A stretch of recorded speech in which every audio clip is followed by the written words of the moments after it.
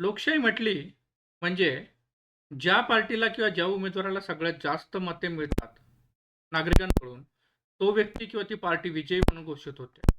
पण presidential election 2016चं जे यूएसमध्ये झालं, त्यात मात्र काहीतरी वेगळंच आणि विचित्रच घडलं. काय घडलं एक्झॅक्टली? तुम्ही बघू शकता 2 कॅन्डिडेट एकमेकांच्या विरोधात उभे होते. डोनाल्ड ट्रम्प आणि हिलरी क्लिंटन. या दोघांचं एक होता डेमोक्रॅट कॅन्डिडेट आणि दुसरा होता रिपब्लिक कॅन्डिडेट. रिपब्लिक कॅन्डिडेट आहेत ट्रम्प ट्रम्प आणि डेमोक्रॅट कॅन्डिडेट होत्या क्लिंटन. आता जे पॉप्युलर वोट आहे म्हणजे लोकांची जी पसंती होती, त्यात तुम्ही बघू शकता जवळपास 48% लोकांचं मत होतं की हिलरी क्लिंटन ह्या नव्या राष्ट्राध्यक्ष बनाव्या आणि 47% लोकांचं मत होतं ट्रम्प हे राष्ट्राध्यक्ष बनावे. पण आपल्यालाही माहिती आहे की 2016 मध्ये जे विजयी उमेदवार ठरलेले आहेत ते आहेत डोनाल्ड ट्रम्प. कारण त्यांना सगळ्यात जास्त इलेक्टोरल कॉलेजचे जे वोट आहेत 290 किंवा 300च्या वर त्यांना वोट मिळाले होते. ते वोट मिळाले आणि म्हणून ते विजयी घोषित झाले. मग प्रश्न इथे उपस्थित होतो की यूएसचे जे प्रेसिडेन्शियल इलेक्शन आहे ते एवढं गुंतागुंतीचं आणि कॉम्प्लेक्स काय आहे? यालाच आपण आजच्या भाषेत आजच्या व्हिडिओमध्ये सिम्प्लिफाय करणार आहोत. आज आहे 2 नोव्हेंबर. चला तर मग सुरुवात करूया. यूएस प्रेसिडेन्शियल इलेक्शनच्या मेजर 4 स्टेप्स आहेत. प्रायमरीज, कॉसेसेस ही फर्स्ट स्टेप, नॅशनल कन्व्हेन्शन ही सेकंड स्टेप, जनरल इलेक्शन ही थर्ड स्टेप आणि इलेक्टरल कॉलेज ही फोर्थ स्टेप. त्याच्या आधी बघूयात की कोण राष्ट्राध्यक्ष बनू शकतो अमेरिकेत. त्याच्यात 3 मेजर कंडिशन्स आहेत. पहिलं की तो व्यक्ती हा नॅचरल बॉर्न सिटीजन असावा. म्हणजे लक्षात घ्या, तो व्यक्ती अमेरिकेत जन्माला आलेला हवा. किंवा याला एक एक्सेप्शन आहे की आई वडील जर दोन्ही यूएस सिटीजन असतील आणि त्यांचा जो मुलगा किंवा मुलगी असेल जो देशाच्या बाहेर जन्माला आलेला असेल तर असा व्यक्ती सुद्धा नॅचरली यूएस सिटीजन होतो. म्हणून तो प्रेसिडेन्शियल इलेक्शनसाठी कॅन्डिडेचर भरू शकतो. त्याच्या व्यतिरिक्त एज त्याचं 35 वर्ष असावं आणि तो यूएसचा 14 वर्षांपासून सिटीजन असावा. असं ही इलेक्टोरल वोटिंग सिस्टीम जी आहे त्याच्यानुसार रिक्वायरमेंट आहे प्रेसिडेन्शियल इलेक्शनची. मग आता सगळ्यात जी प्रायमरी स्टेप आहे ती म्हणजे प्रायमरीज आणि कॉसेस. आता ही स्टेप ऍक्च्युअली कॉन्स्टिट्यूशन जे आहे यूएसचं त्यात मेन्शन नाहीये. मग ही स्टेप काय आहे? तर ही स्टेप जी आहे ती जे मल्टिपल कॅन्डिडेट्स आहेत त्यांना त्यांच्यातनं एक इम्पॉर्टंट कॅन्डिडेट किंवा सगळ्यात लोकप्रिय कॅन्डिडेट सिलेक्ट करण्यासाठी त्या पॉलिटिकल पार्टीजने डिझाईन केलेली ही एक सिस्टीम आहे. ज्याला कॉकस किंवा प्रायमरी असं म्हटलं जातं. म्हणजे काय की सपोज मल्टिपल कॅन्डिडेट्स डेमोक्रॅटिक पार्टीकडनं उभे आहेत आणि मल्टिपल कॅन्डिडेट्स हे रिपब्लिकन पार्टीकडनं प्रेसिडेंट होऊ इच्छितात. तर डेमोक्रॅटिक पार्टीकडनं एकाची निवड केली जाईल आणि रिपब्लिकन पार्टीकडनं एकाची निवड केली जाईल. या प्रोसेसला सिम्प्लिफाय करण्यासाठी कॉकस आणि प्रायमरी हे 2 वेगवेगळ्या सिस्टीम वापरलेल्या आहेत. तर सांगायचं झालं तर कॉकस काय करतात? जे रजिस्टर्ड वोटर आहेत पर्टिक्युलर पार्टीचे, सपोज डेमोक्रॅटिक पार्टी असेल तर डेमोक्रॅटिक पार्टीचे रजिस्टर्ड वोटर असतील, ते इनफॉर्मल गॅदरिंग करतात आणि ते डिबेट आणि डिस्कशन करतात आणि त्याच्या थ्रू ते कॅन्डिडेट्सला नॉमिनेट करतात. ही झाली कॉकस. त्याच्या व्यतिरिक्त जे प्रायमरी आहे, प्रायमरीमध्ये जे स्टेट्स आहेत किंवा ज्या स्टेट्स प्रायमरी थ्रू त्यांच्या कॅन्डिडेटचं सिलेक्शन करतात ते ॲक्च्युअली बॅलेट मेथडने त्यांचं नॉमिनेशन जे आहे ते कॅन्डिडेटचं ते प्रेफरन्स देतात. म्हणजे इथं झालं इनफॉर्मल गॅदरिंग आणि इथं झालं डायरेक्ट वोटिंग. सध्या स्थितीला 16 अमेरिकन स्टेट्स या कॉकस मेथडने कॅन्डिडेट सिलेक्ट करतात आणि 34 म्हणजे 34 जे स्टेट्स आहेत ते प्रायमरी मेथडने कॅन्डिडेट सिलेक्ट करतात. आता इथं सगळ्यात महत्त्वाची गोष्ट जी लक्षात ठेवायची आहे की हे कॉकस आणि प्रायमरी हे ॲक्च्युअली डायरेक्ट कॅन्डिडेट सिलेक्ट करत नाही, तर हे डेलिगेट सिलेक्ट करतात आणि हे डेलिगेट पुढे जाऊन कॅन्डिडेट सिलेक्ट करतात. म्हणून ही एक इम्पॉर्टंट स्टेप इथं आहे की कॉकस आणि प्रायमरी हे डेलिगेट सिलेक्ट करतात आणि हे जे डेलिगेट आहेत हे राष्ट्रीय अधिवेशन किंवा नॅशनल कन्व्हेन्शनमध्ये जाऊन प्रेसिडेंट सिलेक्ट करतात. मग त्याची दुसरी स्टेप जी आहे कॉकस आणि प्रायमरी थ्रू जे डेलिगेट सिलेक्ट झाले, ते नॅशनल कन्व्हेन्शनमध्ये जाऊन प्रेसिडेंट आणि व्हाईस प्रेसिडेंट सिलेक्ट करतात. काय उद्दिष्ट आहे बघा राष्ट्रीय किंवा नॅशनल कन्व्हेन्शनचं? प्रत्येक पक्षाच्या राष्ट्राध्यक्ष आणि उपराष्ट्राध्यक्ष या दोघांची अधिकृत उमेदवार नामनिर्देशित करणं किंवा त्यांची सिलेक्शन करणं म्हणजे नॅशनल कन्व्हेन्शन होय.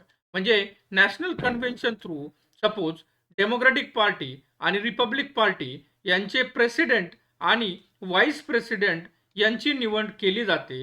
ही आहे नॅशनल कन्व्हेन्शन. आता त्याची प्रक्रिया काय आहे बघा.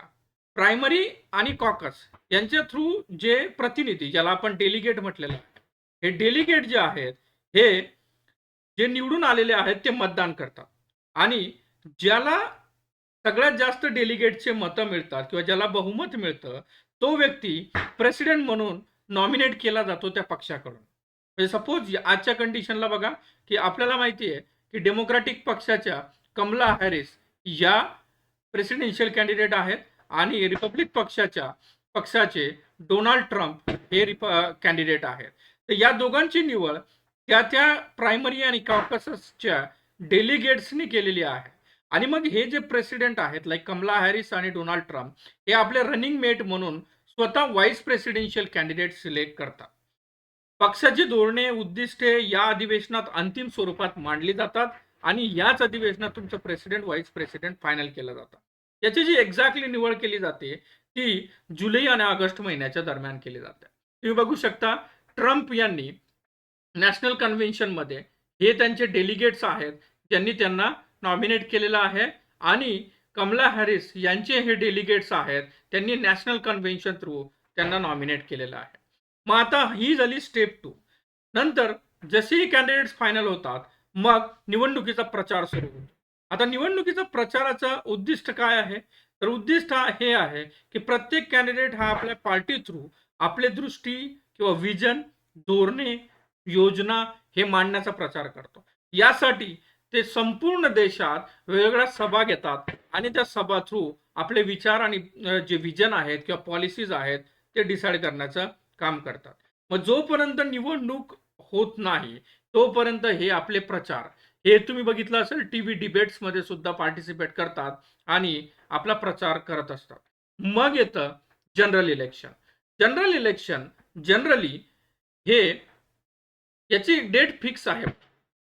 4 वर्षातून एकदा नोव्हेंबरच्या पहिल्या सोमवार नंतर पहिल्या मंगळवारी घेतली जाते. म्हणजे पहिला जो सोमवार आहे नोव्हेंबरचा, त्याच्या नंतरचा जो मंगळवार येतो तो म्हणजे जनरल इलेक्शनची डेट असते. लक्षात घ्या, ही डेट फेडरल लॉजने डिसाईड केलेली आहे म्हणून ही डेट फिक्स असते. आजच्या कंडिशनला बघितलं तर 5 नोव्हेंबर जो सेकंड म्हणजे फर्स्ट सोमवार आहे, त्याच्यानंतरचा जो पहिला मंगळवार आहे 5 नोव्हेंबर 2024, या दिवशी प्रेसिडेन्शियल इलेक्शनचे वोटिंग केली जाणार आहे. मग मतदारांची भूमिका काय असते?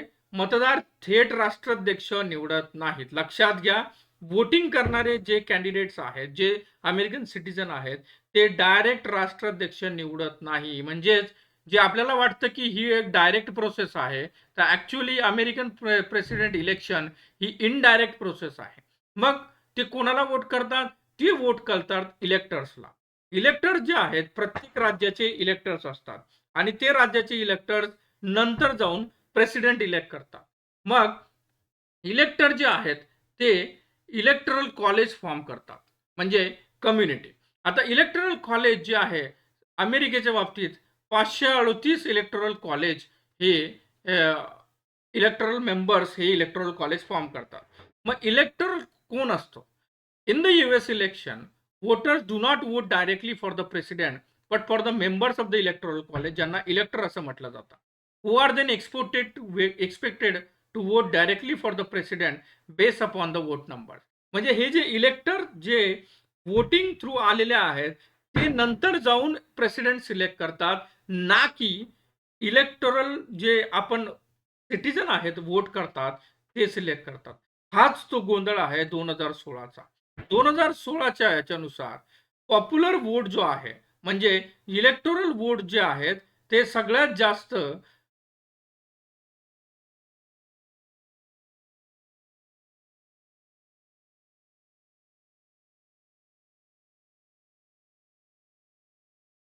हिलरी क्लिंटन यांना मिळाले.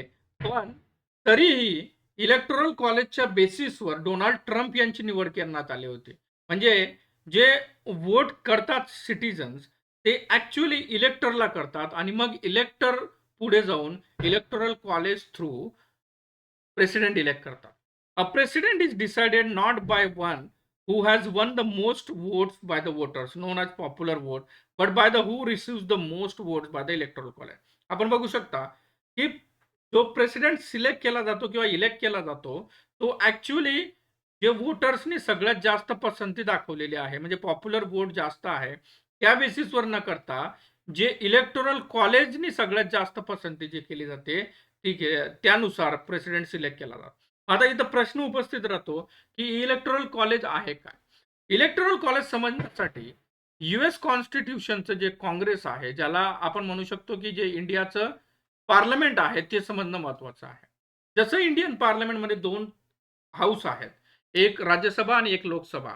तसं US काँग्रेसमध्ये एक आहे सिनेट, ज्याला आपण अप्पर हाऊस म्हणू शकतो, आणि एक आहे द हाऊस ऑफ रिप्रेझेंटेटिव्ह.